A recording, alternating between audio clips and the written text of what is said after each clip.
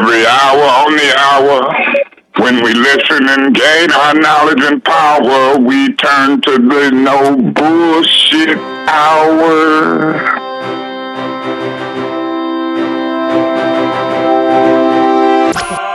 No bullshit.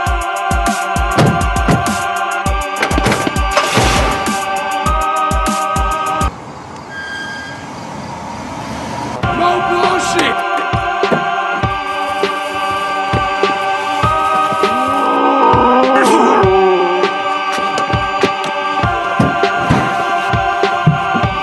No bullshit.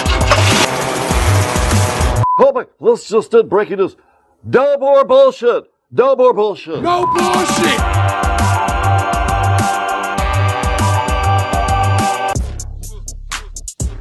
Wait, where's the ashtray? Oh, shit. How about doing this Beatles box back here? Thank you. Does he really collect this crap? Yep, all of it, man. Trinkets. He likes trinkets here. Weird dude, that Yeah. Drew, man. He's a weird dude. His dog's cute.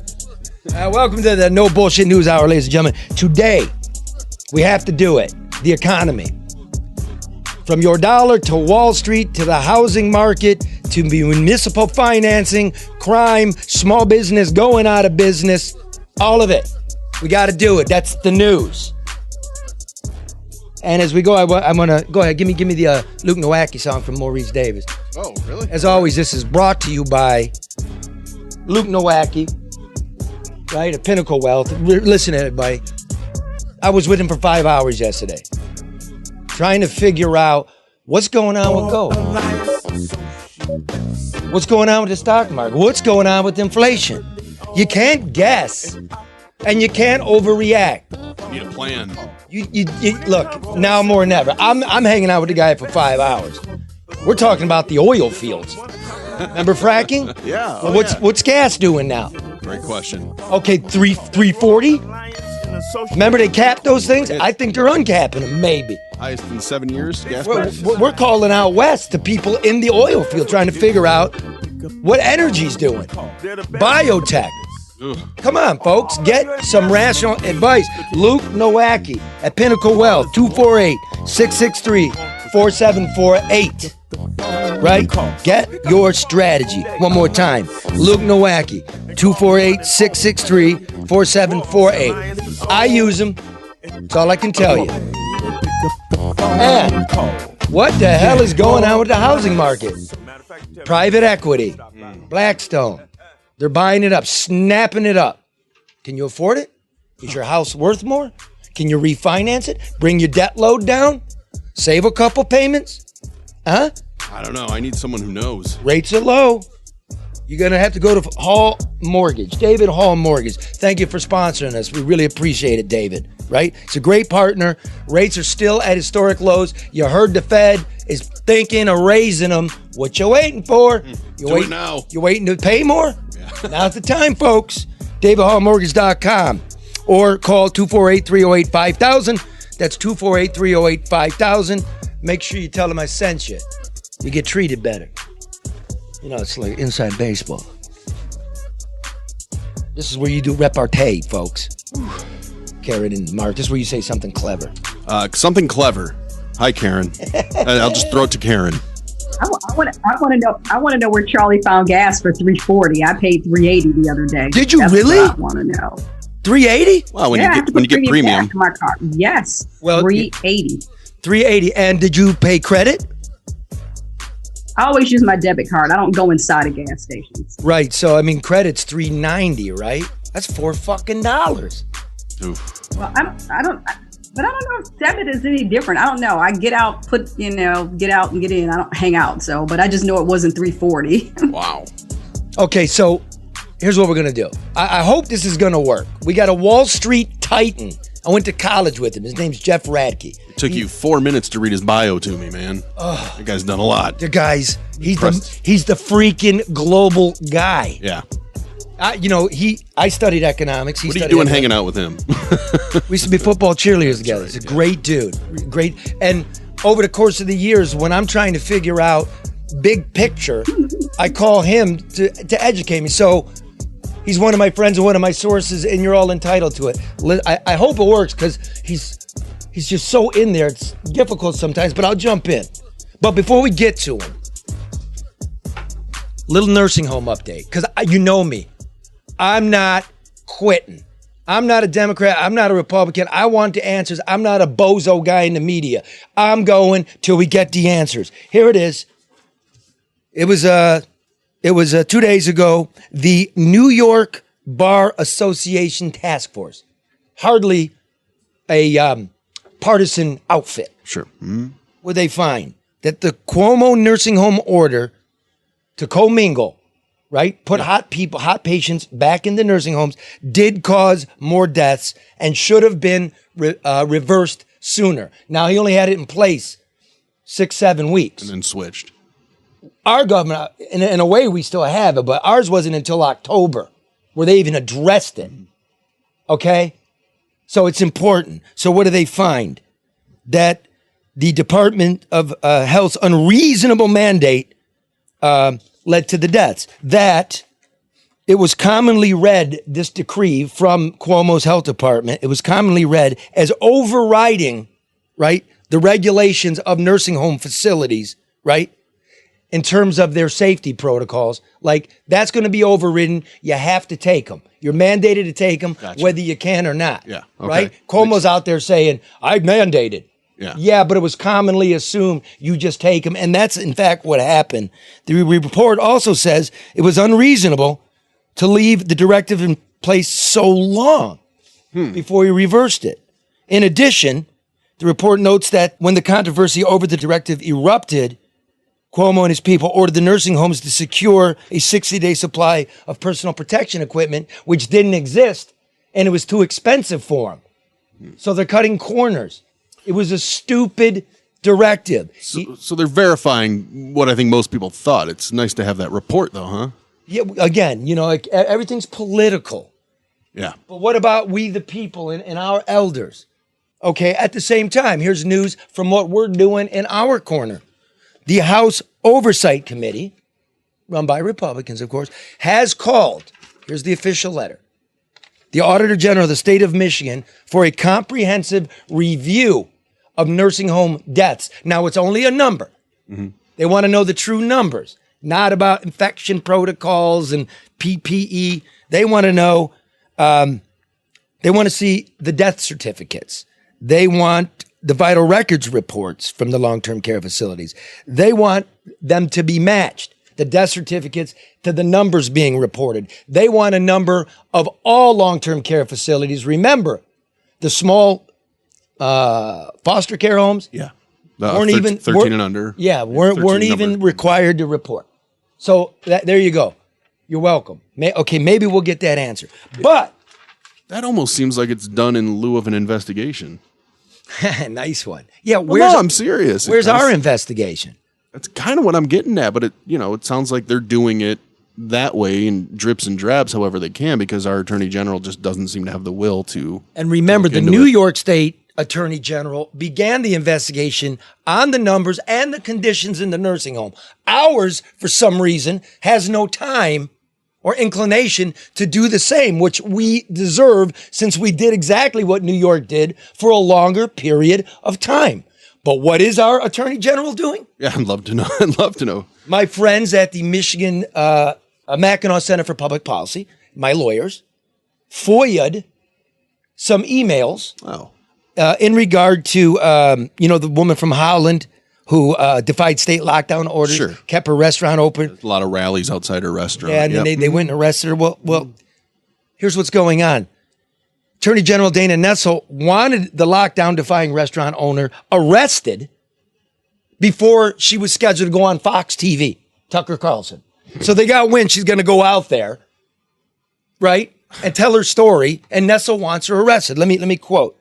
Here's Nessel on March 12th. Do we know her whereabouts? We should just have her picked up before she goes on. Wow. This is outrageous. Can you believe this? Some PR bullshit, Karen. That kind of draconian. I mean, what do you mean whereabouts? Would you have her picked up? What, are they going to kidnap her and prevent her from doing something that she has the right to do? Or, are you really playing a PR game like this with the police? Look, so Nessel Well, says she seems more concerned with an She's not appearance. playing it very well. Yeah. And she's concerned more with the appearance on Fox than. should I be prepared to respond to this? Nessel asks. I hope she gets the full 93 days for this. That's the maximum penalty for civil contempt. 93 days. Okay. Then she writes to her aide, does the Michigan State Police intend to find her? Or are they planning to wait until next week? Which her assistant writes back that she will let the Michigan State Police know about this, quote, new information. What the fuck is going on? Wow. It's amateur hour. Yeah. And it's strictly politics. It's not, she's the attorney general. It's supposed to be the main prosecutor in this state. Yeah, Allegedly. Right, it doesn't bother me. Let her, Allegedly, Mark. this is America. Yeah, let but her do what she wants to do. We will execute the law as we're to execute the law. This is what's going on. The county jails are fucked up. You're responsible for them. Okay, so Yeah. why don't I like Republicans? Oh, no. Those are all Democrats. The Republicans stink. I'm not doing your conspiracy theories. And the FBI led the charge on Capitol Hill and Duggan had a secret wire underneath Cobo Hall to pump in fake votes. This is why I don't like Republicans. Listen to this. Oh, boy. So this is my research. Yes. This is the bill analysis, their breakout, the budget for next year. This is the Senate Fiscal Analysis Nonpartisan Committee agency for the Licensing and Regulatory Affairs budget, who were supposed to be monitoring the nursing homes, Laura. but they got scared and never went into them. Okay, so item number 4, the nursing home infection control surveys. Governor Whitmer included $1.1 million for nursing home infection control surveys in relation to the COVID-19 pandemic. 1.1 million. It's a little too late. Yeah. Okay, but maybe we're going to see what happens. Not that much either. Okay. What'd the Senate do? They declined to fund it. Why? Republican controlled Senate. Yeah. Okay. What did they decide to fund? $650,000 for increased inspections in the adult use marijuana market. So you're going to inspect the marijuana market, but not where the frail and infirm live. Next item. The governor included $500,000 from the Marijuana Regulation Fund to provide greater access to loans and capital for the marijuana industry. And we can't get a look At the long term? at how disease is spread in the nursing homes? Wow. Okay, so, Why would they decline that? It's just not that much money. Well, I can tell you budget. why. Yeah. okay, this is the Senate Finance Committee. Who's on the Senate Finance Committee? That would be Republican Senator Kurt Vanderwall, who's also chairs the Health Policy and Human Services Committee. Why do I point him out? Because he's one of the top money takers from the Nursing Home Political Action Committee. Oh, wow. Okay, and I'll give you the biggest recipients. The House Republican Campaign Committee, the Senate Republican Campaign Committee, the former Speaker of the House, the Chatfield Majority Fund, Curtis Vanderwall. You don't got us in mind. It seems like a poorly written drama, Like it just seems too obvious. It is bullshit, folks. Wake up. God, man. Wake up. Fix the shit. Unlikely. Before we get to Jeffrey, right? Let me just remind you about ADR. It's pretty simple. ADR consultants are the ones you call when you need to get something fixed, whether with the government, whether with your assets, whether you need permits you can't get, you're having property disputes, you need technology in your police department. The surefire fix-it guy, Barry Ellentuck. He knows his way around. Right? Construction, deconstruction, demolition, rehabilitation, project management, owner representative services, etc. You know it. Get it done the right way, no excuses. And always remember, ADR. A is for ethical. D is for honest. R is for smart. It's also discreet. Call Barry Ellentuck for that's that U of them education. thank yous. Thank yous. When I got my degree, that's what I said. Thank yous very much. Call Barry Ellentuck for a free consultation at 248-318-9424. Mention the No Bullshit Hour and tell him you need someone to fix your shit. Amen. Okay, now I can't wait for this. Look, folks, economics, Freakonomics. Everything's about money. Everything. Even when we're complaining about race. Why? Because some races of people got less than others.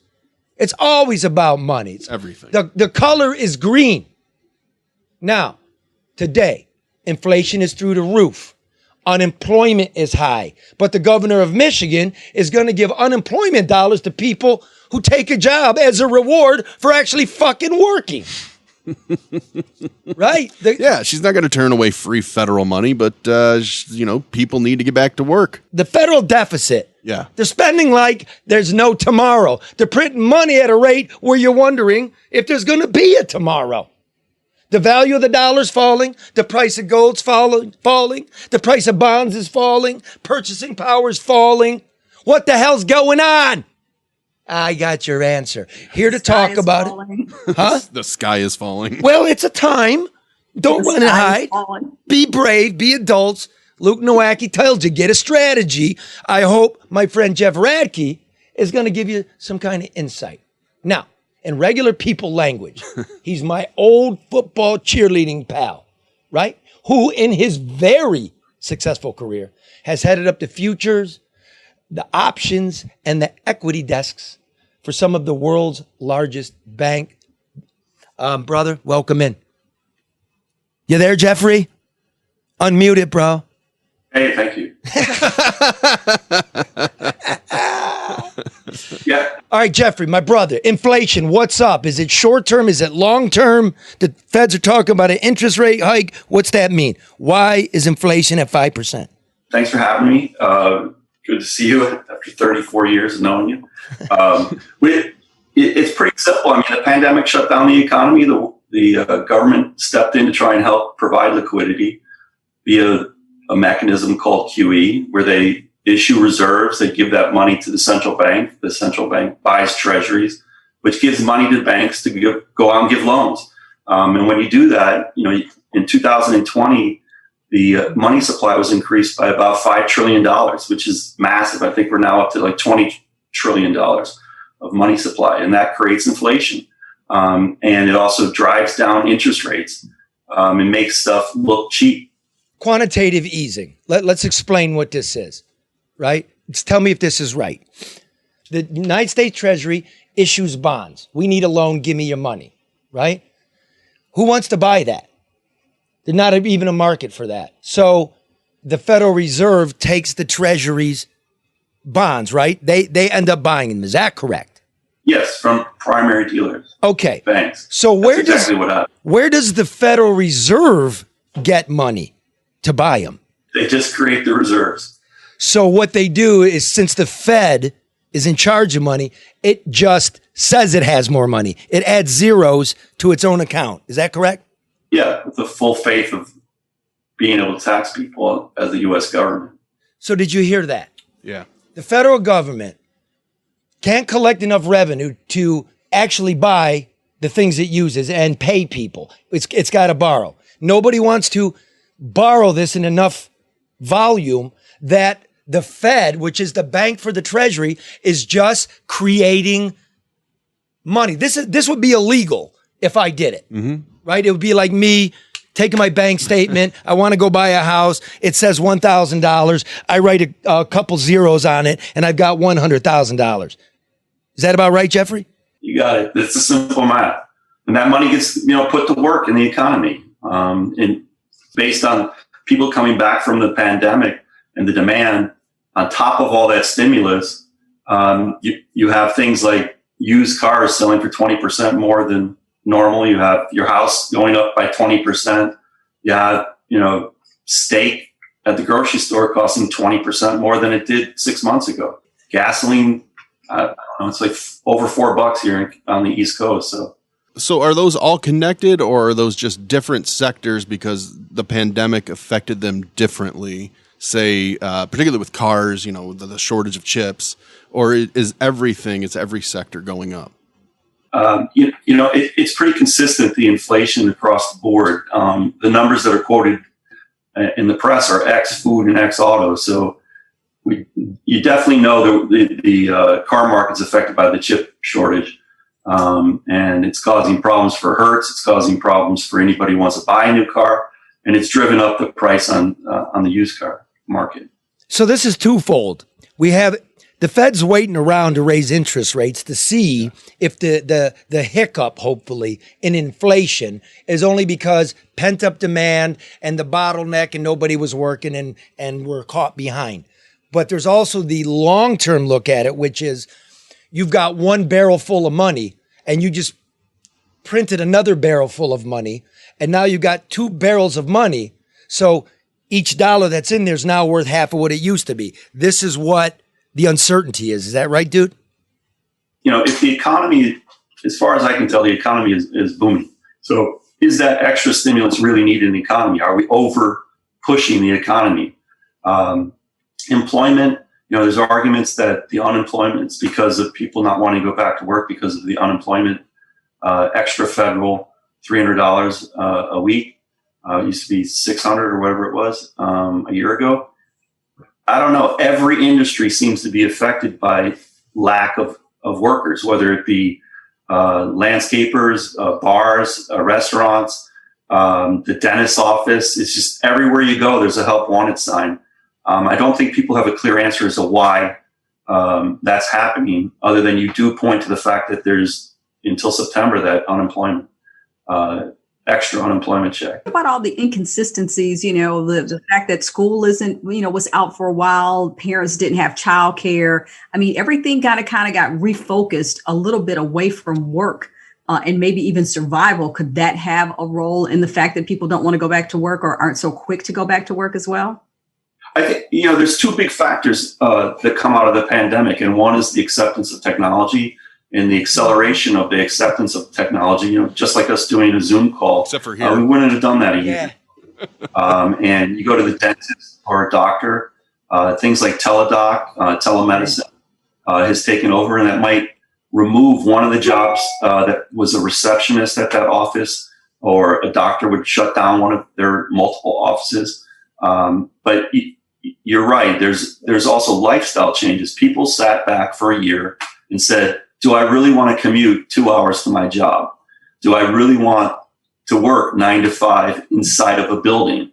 The millennial worker wants to work off their laptop from a beach in the Cayman Islands, drinking Mai Tais all day, while someone else, goes into an office and kills themselves in the back, putting together a machine or something. Right. So there's definitely a mentality change, and there's a lot of talk that people who are going to be forced back into the office will quit. And where will those people move to? I think the restaurant workers definitely aren't going to go back to restaurants. I think they learned their lesson. They got burned. Well, I look at unemployment. It's at officially like 4.5%, which if you look at the course of this history, it's low. So I don't know where all these missing workers went. It doesn't sound like they're missing. Maybe they just, they're just out of the workforce. I think some of the statistics are skewed. I mean, if you look at the benefits for unemployment, there's reports last week that came out that over $500 billion of false unemployment claims were made. I would say in 2020, skilled labor actually had a great year. People, electricians, plumbers, roofers, carpenters, they had a great year. They were busy working for most of the year, unless, of course, they got sick. But the economy was really hot on the whole East Coast, and building didn't stop. So those people really were working the whole time. And maybe there is a lot of fraud within the unemployment that's showing up in the numbers. Yeah, but you look at all that development, and that's from the cheap interest rates, from the quantitative easing we talked about. Like, I wrote it. You all know me on this program. I've been telling you for years, we're one event away, whether it was COVID, whether it was a default on the subprime used car market. It's been exposed that it's a debt-ridden society, that we are living way beyond our means. The president's got a new budget out, $6 trillion with a estimated $2 trillion deficit, right? That means we're going to have to print more money. I'll give you an example. In 2019, Trump's great year, right? The federal budget was 4.5 trillion. Okay, that's what we spent. But what revenue did the government take in? 3.5 trillion. It was $1 trillion in deficit spending to make the economy grow $500 billion. It's voodoo. We've been in a depression since 2008. You agree with that, Jeffrey? Yeah, I'm concerned with the current budget that was proposed for $6 trillion. I don't know where the money is going to come from, but the Fed, the Treasury has a responsibility to fund that somehow. And who's going to pay for it? Is it, people think, oh, it'll be my children, but I don't think it's multiple generations that are kicking the can down the road. I mean, since 2008 and the meltdown of after the Lehman bankruptcy, have we really paid off that debt? The deficit grows, and if interest rates go up, the paying off the interest just on that debt goes up as well. So when do you actually catch up? We definitely spend more money than we have. As a normal consumer, you wouldn't, once you max out your credit card, you're done. You can go get another credit card. But. Yeah, isn't this just the proverbial can kicking that the government always does? I mean, it's the cycle. It just continues. Yeah, the budget process is pretty confusing as to how they actually do the government funding, as well as at the state and municipal levels. You have to wonder, well, what are they thinking? Who signs off on this? I mean, people in Washington, whether you're Republican or Democrat, they love to spend money. And we make it very easy for them to do that by not saying you have to have a balanced budget. Jeff, so I'm just a regular guy, 2 kids, family, working. What can I do differently if I feel like inflation's going to go up? I mean, what do we do about this? Is there anything we should do or can do? The interesting thing is when inflation goes up, people tend to, what you want to look for is hard assets that go up in value. And that's one of the reasons housing has gone up. Anything physically that you can buy is going to go up in value. It's hard to sit in cash. If you sit in cash, as inflation goes up, the value of your account goes down in terms of your spending ability. And the thing, some of this is stimulating the whole crypto market is that you're supposed to look for uncorrelated assets to what the Fed can do. So people have gone out and bought Bitcoin and Ethereum, and they feel that is the digital gold, and that it's going to be insulated from the inflation. Then why is gold going down? Something real and tangible that you need for your cell phone. See, I don't get it. Why is gold taking a shit? It's interesting how the commodities trade, but today, if you look at some of the comments that came out of the Federal Reserve, the dollar actually rallied. So rallying dollar is actually negative for commodities in general. But then that's a harbinger for bad things, because when the Fed raises interest rates, money costs more to borrow, and it slows the economy down. And people that really don't have any money. You were saying before the show that the average American has less than $1,500 cash. Yeah, it's amazing. About 75% of the country in the 2000s had less than $1,500. They didn't have a checking account, and 30% of those 75% actually cashed their weekly paychecks at Walmart and spent their money at Walmart. They're one of the biggest cash suppliers to the individuals to cash their checks because they don't have a checking account, they don't have a credit card, and they live check to check. The stimulus checks that were given out when Trump started it in the later part of last year, those checks were deposited and they showed up as the increase in savings rate.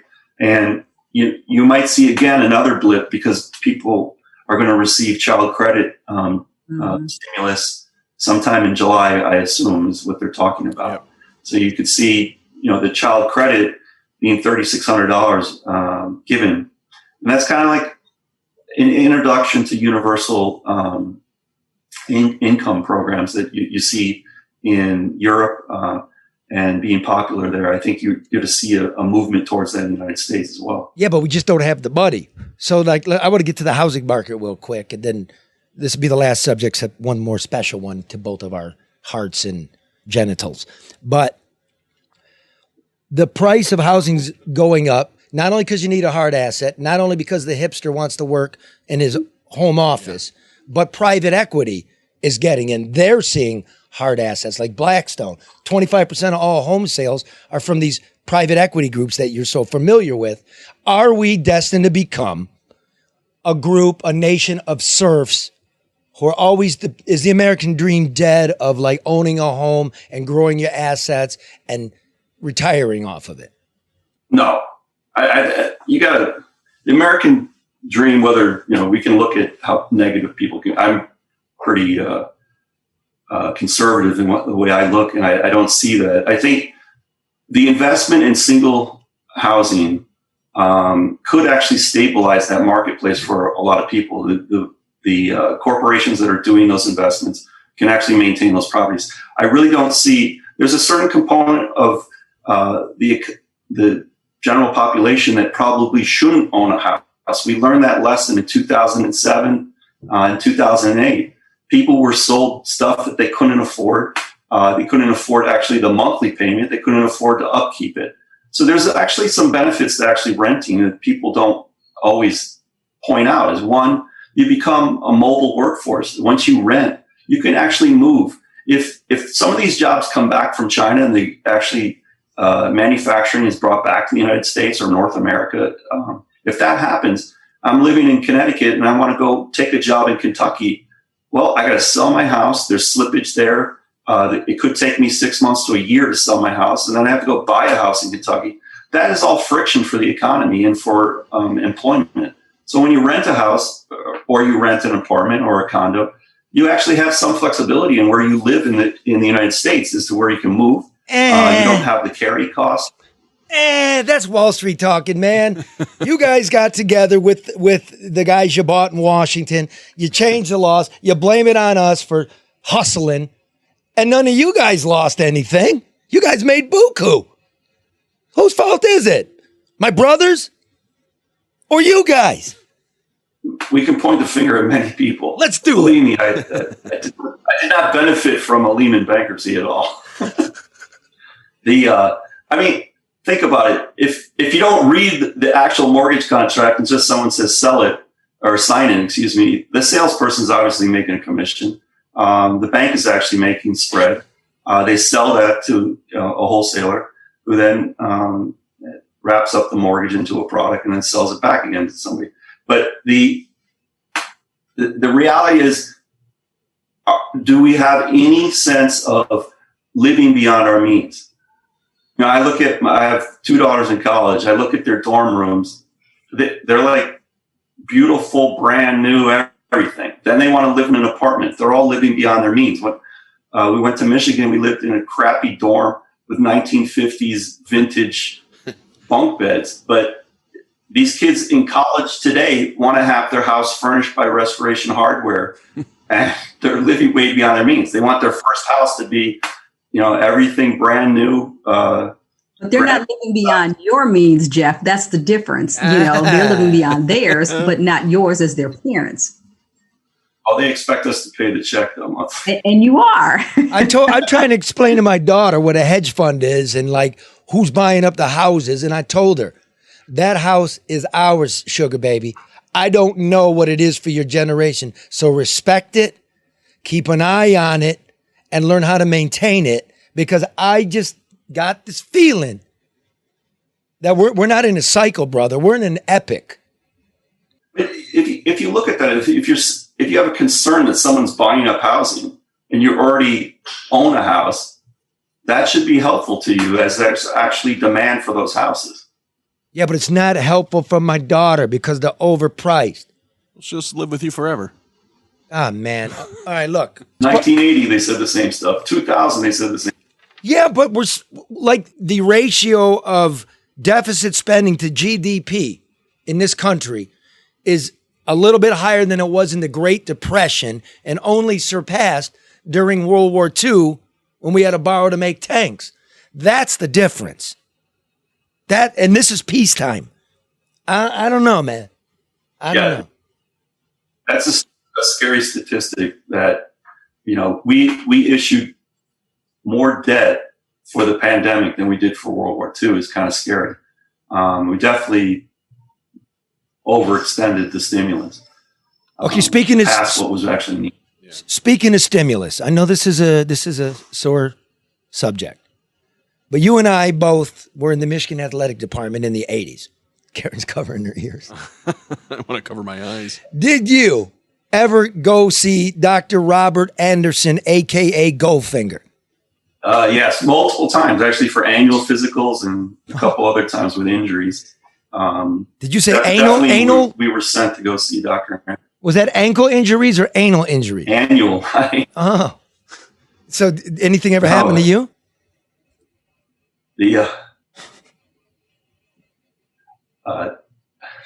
We're gonna wait. We're gonna wait to discuss that in detail. So many. But I think we all. I definitely recall having conversations after we had to go to our annual physicals that people were like, "Okay, that was a bit strange." It was kind of like a Seinfeld episode, someone measuring your inseam for no reason. But yeah, it was weird. You know, it's fucked up too. It's going to cost rightly this university $1 billion, $2 billion, right? Yeah. Like, Bo knew. They're still selling those T-shirts, bro. Yeah. Bo knows. Can you believe that? You went in for an ankle injury and you got an anal exam. You got a headache and you got a thumb up your butt. Yeah, for boys, you laugh at it. Like, how much young men have been abused all these years and you never talked about it. Let this freaking monster get away with it. I think it's, pretty. I don't think Michigan will actually pay any money. I think the insurance companies will pay the money. Reputationally, I don't know. How do you erase Bo's legacy at Michigan? It definitely will happen, the same as Paterno at Penn State. And I guess we'll have to just see what happens with the lawsuit. Yeah, it's chiseled in the stone in Ann Arbor. Veritas, truth, a place of higher learning and creating better citizens. No, look, as you're a letterman there, I'm a letterman there. Take it down. Take it down. Yeah. That's all. Just be a better place. Move on. And the response to it has been atrocious so far. Atrocious. You Jim Brandstetter? Yeah, yeah. You know the voice of Michigan? Like it didn't happen. It did happen. He and I are standing here. He and I are here. It happened. There's no doubt it happened. I mean, even isn't Bo's son, didn't he write an article the other day? Yeah, I don't know if the son is estranged from Bo or not. It's me and you. We remember what happened to us. So come on, but there's enough guys on the team said they told Bo. I believe it. Yeah. And if he didn't know, dude, you fucking exposed us. You knew and you didn't say anything? Oh, come on. I would beat your ass if I could see you. I don't take for child diddling and anybody that helps it along. Mm-hmm. No way. None. No way. Another way that the country's collapsing and sick. There's no way you could defend that. All right. Hey, but bro. You have to change the environment, too. The environment can't be conducive to allowing that to happen, period, regardless of who's there and who's not there. As a parent of 4 kids, I really you have to be able to protect them. And unfortunately, they're at school and you're not there every day to, listen to stuff. But stuff happens. It's bad. And teach your children it's okay to question authority. Like, just because somebody is in charge doesn't mean that what they say and what they do is okay. If it doesn't look right, sound right, or feel right, 9 times out of 10, it's not right. Well said. Well said. So everybody mind your kids of that. I told my kids, just let me know. Yep. No judgment on you. But I will go fuck that motherfucker up. Mm-hmm. And no doubt about it. All right, so Jeffrey, sum total here. Save your money, live within your means, call Luke Nowacki. Buy Bitcoin. Oh, by the way, what's that hat behind you back there? Yeah, right, what's that? Is that American Coney? I got my American Coney hat. I'm ready for Father's Day. Wait, where'd you get that? I didn't send you that. Oh, I ordered the kid on Goldbelly. You did? Yep, that's the spot to order food. I'm one of 6. I sent them to all my brothers and sisters for Father's Day. Today actually would have been my father's birthday. So usually we always send something to remind us of the food, but he used to bring us down to Lafayette and American. We'd sit there in front of the window, watch the guy with the arm out with all the dogs on it, flipping mustard in it. 2 seconds later, you'd sit down, and brings back great memories of Detroit. Give them a taste. Are they tasty? Go ahead, give them a taste. Everyone loves This isn't mukbang. We don't need to watch him eat. I want to see if it's good. Look, watch. Yes, watch. Because every week we tell people get those, and let's see if they're any good. Good. Everyone loves eating on camera. Yeah. All right, man. Look, I love you. I'll give you a call this weekend. Happy Father's Day. Wait, we're going to let him finish. He got one more thing to say. Okay, man. Peace. My brother. Well, that's not the greatest outlook. Well, hey, look, that's okay. I don't know how that goes over with your audience. I know it's the summer, but that is for real. That the government runaway spending, you need a strategy. Mm-hmm. It's really bad when you don't know what your government's plan is, because we now know from a Wall Street titan that they don't really have a plan. Yeah. And we hate the unknown and not knowing. And there's a lot of not knowing with this economy this year. I just think, remember, Karen, like I wrote for that magazine, The Spectator, in 2019, the comeback's a myth. Yeah. It's all dead. Charlie. Let me ask you this, though, Charlie, and maybe I should have asked Jeff this before he left. People that are in an okay position, what should they be doing to protect that okay position? I mean, everywhere you look and you hear, you get something different. I know that worry is not a strategy. What do you do? I really mean this. Like, at that point, you call a financial advisor who has a little more hipness to what's going on, because Mannequin Joe on this show likes Bitcoin. Mm-hmm. I don't like Bitcoin because you forget your password, you lose it. Like, why not gold? Well, because the Fed said we're going to raise interest rates. Gold is a hedge for inflation. But, and you say it every week with the Luke Reed about having an advice. Just long term, man. It's going to go down. It's going to go up. It's going to go down. Stop with the day trading bullshit. Stop with the Wall Street bets. Stop with all that. And just, park it someplace where it's going to earn and then lose and then earn and then lose. Well, and you know what? If you have a little extra, you can also do that. Well, yeah, if you have extra. You need the backstop, right? You look out for your kid. Mm-hmm. So I sat with Luke for 5 hours. I mean, we talked about everything. He's a good man. Yeah. All right. So look. Order dinner from Gold Belly. It's something you can get from restaurants all over the country. I'm really hungry. Or you can go to AmericanConeyIsland.com. I mean, but they also are on Gold Belly. Or you can go downtown, Michigan and Lafayette. Yep. Right? Oh, and they're hiring. Oh, really? Yeah, they're hiring. Come on, they're paying well. You're going to get a bonus from the state. Like, you get a bonus from the state. There's health care there. Trust me, it's a great place to work. American Coney Island, 114 Lafayette Boulevard, Detroit, Michigan. Good boss down there. Speaking of Detroit, Michigan, here's another consequence of a lack of money. Again, governments are bereft. Our police department's threadbare. Last night on I-75, remember I reported about, the sheriff was here last week, about the shooting on I-94. Last night on I-75, 2 children shot. A 2-year-old is dead. A 9-year-old is clinging to life. Okay, there are no police out there. There was a triple homicide this week. Yep. That's a mass shooting. There was no report of it, right? The media here doesn't even keep track or even call it a mass shooting of what it is. So what do we got? We got a problem. We all know about Greektown, right? What a mess, yeah. Right in the core of the city, the oldest functioning part of the city. They're flooding the zone with police. So our man, the best street reporter in Detroit, comedian Detroit Red, went down Saturday night to check out the new push to clean up the streets and the violence in Greektown. Do we have that piece ready? Here it goes. Okay. I went down to Greektown Casino this past weekend to see if the conditions would be any better than it has been with all the violence, shooting, stabbings, and bullshit that's been going on down there for the last few months. They added more police. That was definitely evident. As I stepped on the scene, I seen at least 30 to 40 police officers. I'm talking about police at every corner, streets blocked the fuck off. They had groups of police, look like mini army squads, walking up and down the street.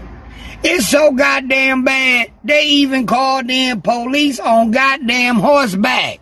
What the hell is this? The Wild Wild West? They gonna run somebody down on a horse, lasso their ass, and drag them into justice?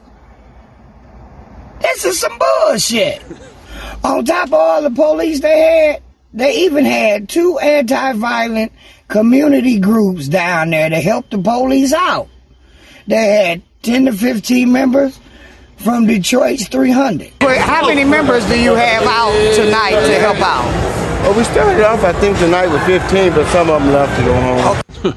They had 10 to 15 members of Detroit's Cease Fire. We down here with another one of our community groups that's decided to pitch in and help keep a little peace and order with Cease Fire. How y'all doing tonight? Doing phenomenal, brother. Hey, so this y'all second night down here? Second night down here, absolutely. All right, about how many members y'all got down helping out tonight? Tonight, probably about 10 of us. And do you know, with all the extra police force down there, as well as a couple of community groups pitching in the hand to help, somebody still managed to get stabbed up in a brawl at about 1:30 in the morning after most of that police presence disappeared? Which tells me temporary police presence ain't fucking helping. And matter of fact, it ain't working. Because as soon as y'all disappear, the bullshit starts. The problem is that when you got the extra police down there, they're not enforcing the law to the full extent of the law. Instead, they playing like security guards in a goddamn high school. And you probably say, what do you mean, Red? For instance, take this guy. The police saw him with an open liquor container, approached him to question him about the open liquor container, in the process saw his handle of his pistol, confiscated his pistol, and walked him over to the car. I later found out that he was let go with a warning because he had a CPL. Who gives a damn? It's against the law to consume alcohol and possess your weapon. I seen more open alcohol, people walking around drinking in open, clear containers you could see they was drinking, than you see at a goddamn Garth Brooks concert at Auburn Hills. No tickets issued, though. Matter of fact, when I stepped on Monroe Street, I was overpowered by the abundant smell of marijuana smoke. Some good shit, too, I could smell and tell. Not only was they smoking and get high, I seen a couple of them rolling the weed next to the goddamn police in front of them. Not a damn ticket issue. So basically, while you taking all these extra police out the neighborhoods to pack into this one little half-block area, thinking that shit's gonna solve it, it's not.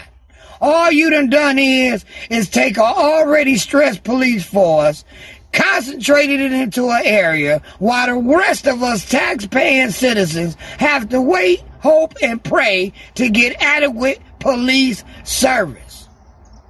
The new plan is already not working.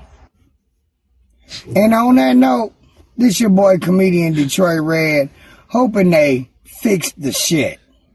Deuces. Look, you see what Red said. We got, you got to get Greektown cleaned up, but then what do you got on the highways? And what about the neighborhoods? And you're right. I mean, I saw on Twitter last night about the shooting, and I was very disturbed to know that a 9-year-old and a 2-year-old were shot, and that a 2-year-old died. The 9-year-old's cleaning the life. That's not how things are supposed to be around here. Once upon a time, kids and senior citizens were protected. This is ridiculous, and it's not even the official start of summer. So you clean up Greektown. What about the highways? What about the neighborhoods? And what about the normalization of all of this? That's the bigger issue. This is so common that it's just the next thing that happens. Yep. And, I've been saying it again. We went bankrupt. We took we already partially defunded public safety in order to magically fund public safety. What we've been going through for a lot of years is this. And nobody was watching. And now you're all heard about the money at the top of the hour, about what the government's doing. Where do you think we're going? I demand from City Hall a better financial plan for law enforcement. Exactly the opposite of what many people are calling for across this country.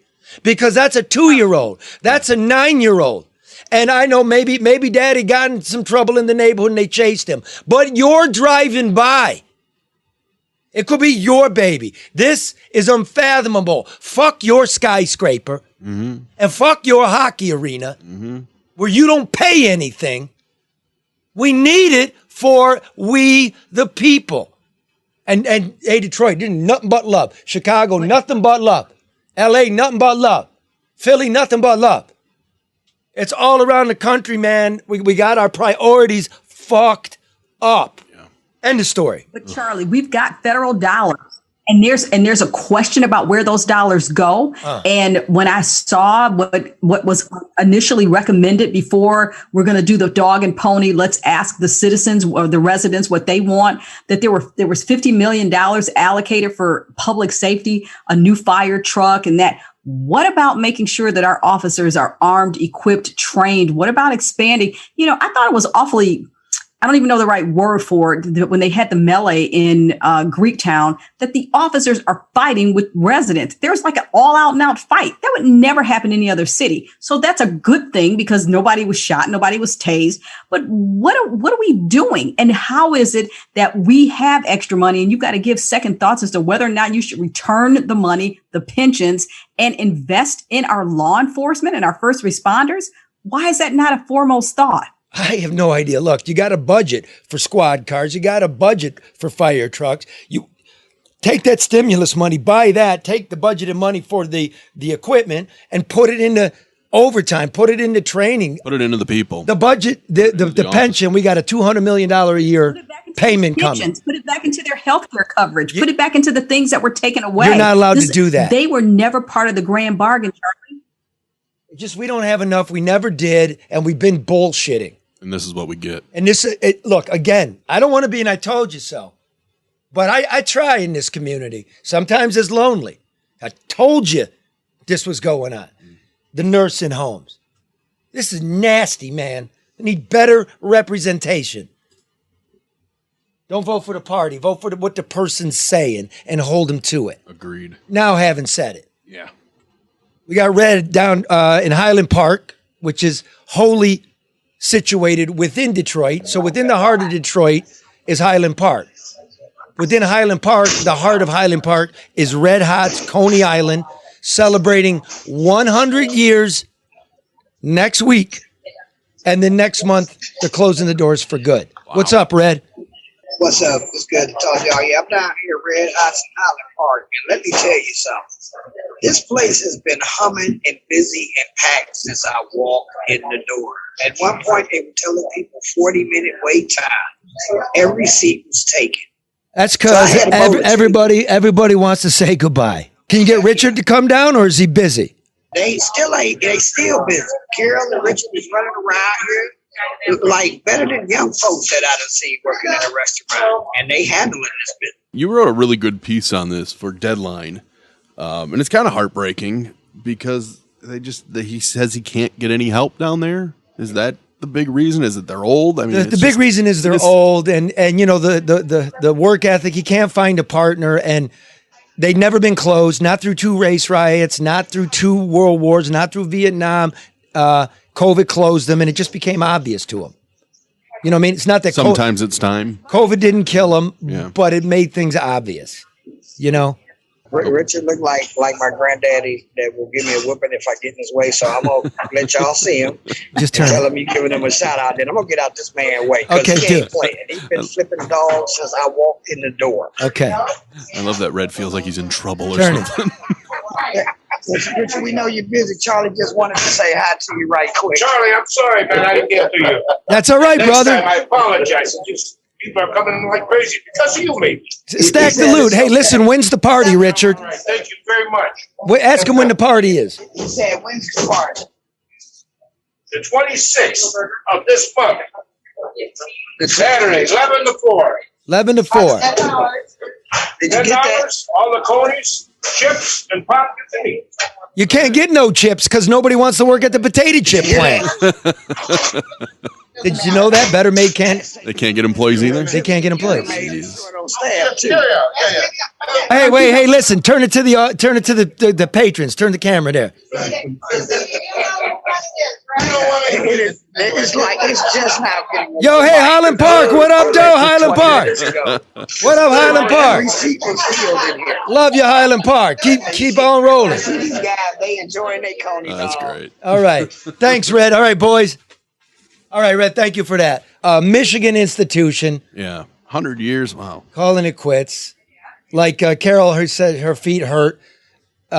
Richard wants to keep going, but no, he can't. He can't find a help. Think of how much that area has changed, too. Damn. You know, Woodward. Muhammad Ali ate there. Wow. Jerry Lewis, Joe DiMaggio, Coleman Young. Charlie. Yeah. Let's go in and buy it. Me, you, Red, and Mark. Oh, and fuck Joey. no. Okay, maybe. Well, they're only open 11 to 4. 11 to 4, June 26th, Highland Park on Victor Street off of Woodward. Be there, be square. I'm going to be there. Right? Yeah. Thanks, Red. Yeah. Okay, most definitely. This is Troy Red out. Deuces. Get out of their way. They have a business to run, Red. Red is excellent, Charlie. I mean, he brings a slice of, insight that quite valuable. Really appreciate it. Yeah, and we're close to getting our director of photography and technology. It's all close. We're getting ready. Internet. Yeah. Yeah, it's okay. We have a studio getting built. Thank you for supporting the program, everybody out there. We do the best we can. Now, before we go, I want to say goodbye, folks, before we go. I love you. Stick together. Look after your kids. Think about your financial situation. Don't panic. Just get yourself in order. Right, Karen? I've been saying this for 2 years. Look out for each other. Look out for each other. Absolutely. Now, our homage to 9/11, as we will do every week until 9/11 comes, because it's very special to me. I'm trying to find stories about working people because this segment is proudly sponsored by the Bricklayers and Allied Craft Workers Local 2. They need skilled bricklayers and caulkers to help build and restore projects throughout Michigan. You want some pay? You want some real pay? You want a real pension plan that isn't going to vanish? Yes. Like the police? You want fully paid health care insurance and a $2,000 signing bonus? All of it. Okay. You got to be a hard worker. Don't show up being a bum. Okay? They have apprenticeships with free training. The demand for skilled trowel trades is at an all-time high. In order to get started in a great career, start building your future now by going to bricklayers.org. Bricklayers.org. BRICKLAYERS.org and click Join BAC. Got it? Pretty simple. Yeah. All right. Here's a good gig, man. Story about a very lovely man in New York in 2001. The name of this piece in the New York Times that I wrote is Stray Thoughts at 1,454 feet. Tom Silliman climbed to the pinnacle of the Empire State Building early one morning in December 2001 to change the light bulb. And here's the light bulb. That light bulb. That's Look at huge. that. Look at that. That's really cool. That's the light bulb. The bulb had burned out 11 months ago, and Mr. Silliman had fixed it then too. Why it went dark again exactly remains a mystery. But without a flashing red beacon, the building is in violation of federal aviation law. Then there are the thousands of children who are sure to be disappointed on Christmas Eve when they don't see Rudolph's blinking nose. The new bulb did not help, and the problem was deeper than a filament under glass, and Mr. Silliman, 56, hoped the city's children would not blame him for ruining Christmas. He climbed down the antenna, now the highest point in the city, and sat on the metal decking 1,367 feet above the world. He hung his legs over the side. And frankly, we drank a couple of beers. Nice. I love this old place, he said, his body illuminated by the red and green holiday lights that shine on the building from below. Mr. Silliman, the highest man in New York, stared south toward ground zero. If I could make it like before, he said, I would. The site still smoked and with the floodlights, it looked as though the rubble was covered in a muslin cloth. New York did not seem itself that night. No sirens, little traffic, even the rivers did not move. But Lady Liberty still burned orange, and the city still shimmered. Mr. Silliman sat quietly for some time. From here, words seemed to be flat and slippery things, like flounder. He had been to this roost countless times, and still he marveled at the spectacle, so far away from his hometown, Chandler, population 5,000, in the rural southwest corner of Indiana. Wow, what a view, he finally said. I really feel privileged to come up here and see this. I feel so sorry for all those people who died. It's like my whole town got wiped out. Everything. Mr. Silliman has worked on jobs around the world, including the huge antenna that once capped the World Trade Center. He had a relationship with the Twin Towers, and on September 11th, he watched them disappear on a television set from his office in Indiana. When I come up here, I feel it all over again, thinking about those people like ghosts, he said. But then, when I'm elsewhere, I hardly think about it at all, like my life is moving back to normal. I don't know. Do other people feel like that? Have a beautiful Father's Day.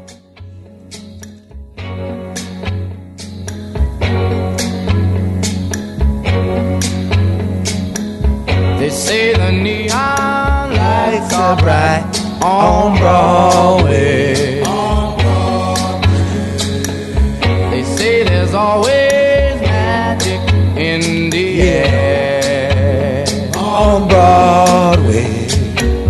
But when you're walking down that street and you ain't had